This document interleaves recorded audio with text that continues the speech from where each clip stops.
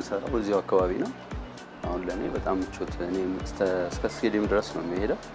መኪናው በጣም ኮምፎርት ያለው ነው ምቾት አለው እንደገና ደግሞ ነይ ከነዳጅ ተጠቃሚ ከሆኑት መኪኖች ድምጽም የለውም የስቴጅ ራሱ በምቾት ባሉት ምንም የሚረብሽ ነገር አይኖርም ፕላስ ደግሞ ሲቀጥል ሌሎችም እንዴ ትንሽ ጠቅጠቅ አድርገው ነው የሚሄዱት ይሄ ግን በሰዓት ነው የሚነሳው ሰዓቱን ጠብቆ በሰዓት ነው የሚንቀሳቀሰው ምንም ይላል እሱ ነገር በጣም አሪፍ ነገር ነው እኔ ከዚህ ከቦሌ ሜክሲኮ ነው የምመላለሰው እና በጣም ተመችቶኛል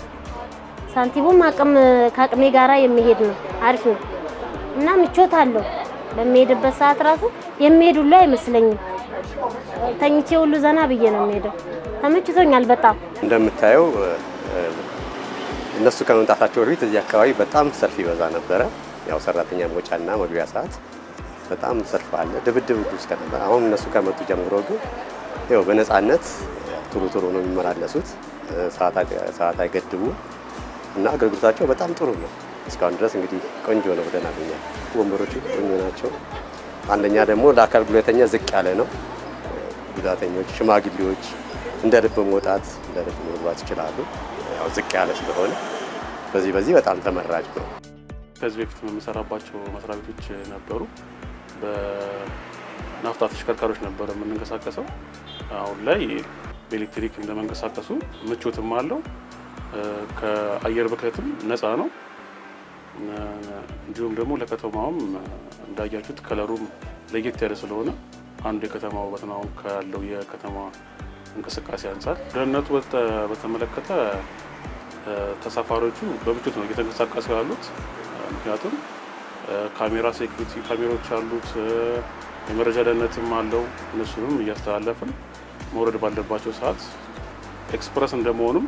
በፍጥነት ባሰቡት ቦታ ላይ ይደርሳሉ ከዛ በተረፈ በኤሌክትሪክ መሆኑ አንዱና ዋናው አስፈላጊው ነገር የከተማዋ ላይ እና አሁን ላለው የጭስ ተከትሎ ለሚመጣ በሽታ እሱን የመከላከል አቅሙን አንዱ አስተዋጽኦ እያደረገ ይገኛል ጠቀሜታ ከኢኮኖሚ አንፃር አንድ ቻርጅ አድርገሽ ቢያንስ 3 ቀን ይሰራሉ ማለት ነው በጣም በጥሩ ሁኔታ ምቾት ባለው መልኩ ነው እየሰጠ ያለው እና ከዛኛው ደግሞ ለየት የሚያደርገው ሴፍቲ ያለው ያው ጭስ አልባ እንዳልሽው ጭስ አልባ ነው ከዛኛው ለየት ያሉ የሚሰጠው ብዙ አገልግሎት አለ ወደኛ ተሳፋሪውም ደስተኛ ሆኖ እየተጠቀመ ነው እኛ አሁን በጣም ተደራሽነታችን እንትን ባለበት ይሄድን እናነሳለን እዚህ ቦታ ሄዱ እየተባለ ያገኘንበት ቦታ ይሄድን ሰው እንዳይቆም ነው አሁን ይሄ ተፈልገው አንድ የመኪና አገልግሎት የሚሰጠው እዚህ ህዝብ ሰልፍ እንዳይኖር ለማድረግ እየጣርን ነው እነዚህ አውቶቡሶች አሁን ላይ በመንግስትና በግል አዲስ ኦፕሬተር ነው እንዲተዳደሩ የከተማ አስተዳደሩ የወሰነው ስለዚህ ከዚህ በፊት በመንግስት ሲያጋጥመን የነበረውን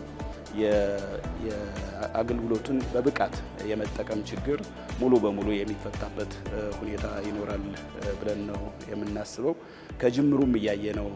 ያለው እሱን ነው አሁን ላይ አውቶቡሶቹ በጥሩ ሁኔታ አገልግሎት እየሰጡ ነው እንግዲህ ህዝቡም ይወዳቸዋል ወይም ወዷቸዋል ብለን እናስባለን የትራንስፖርት ሴክተሩ ብዙ ባለድርሻ አካላት ናቸው ያሉት ከአሽከርካሪ ተሽከርካሪ ፍቃድና ቁጥጥር ጋር ተያይዞ ብዙ ባለድርሻ አካላት አሉ ከትራፊክ ማኔጅመንት ጋር ተያይዞ ብዙ ባለድርሻ አካላት አሉ ከትራንስፖርት በተለይም የህዝብ ትራንስፖርት ጋር ተያይዞ ደግሞ ብዙ ባለድርሻ አካላት አሉ ስለዚህ የትራንስፖርት ሴክተርን ለማሻሻል በአቅርቦትም ደረጃ በአገልግሎትም ደረጃ በደህንነትም ደረጃ ለማሻሻል የባለድርሻ አካላት ተሳትፎ ወሳኝ ነው አሁን ለምሳሌ የከተማችን የህዝብ ትራንስፖርት ተደራሽ ለማድረግ ደህንነቱ የተጠበቀ ለማድረግ ከባቢያዊ ተስማሚነቱ የተረጋገጠ ለማድረግ ብቻችን የምንሰራው ስራ አይደለም ስለዚህ ከከተማ ሴክተር መስሪያ ቤቶች ጋራ በጋራ የምንሰራቸው ስራዎች አሉ እንዲሁም ደግሞ ከግል ባለሀብቱ ጋራ በግል የምንሰራቸው ስራዎች አሉ